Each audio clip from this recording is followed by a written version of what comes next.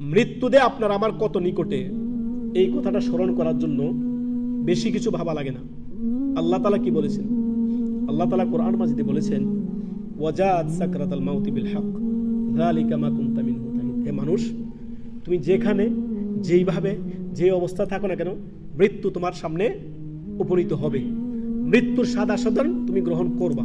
কুল্লু নাফসিন যায়িকাতুল মাউত। প্রত্যেক প্রাণ, যার ভিতরে আল্লাহ প্রাণ দিয়েছেন, তার মৃত্যু আসবেই, আসবে, আসবে, সুনিশ্চিত আসবে। প্রত্যেক প্রাণের মৃত্যু আসবে।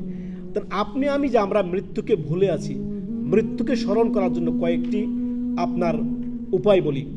মৌত যে কোনো সময় আপনার আমার সামনে আসতে পারে, এটার একটি উদাহরণ মৃত্যুকে স্মরণ করার জন্য একটি বড় উদাহরণ হচ্ছে আপনি বিভিন্ন হসপিটালগুলো মাঝে মধ্যে ভিজিট করিয়েন। আর তার মধ্যে সবচেয়ে আপনার মানে এফেক্টেবল যে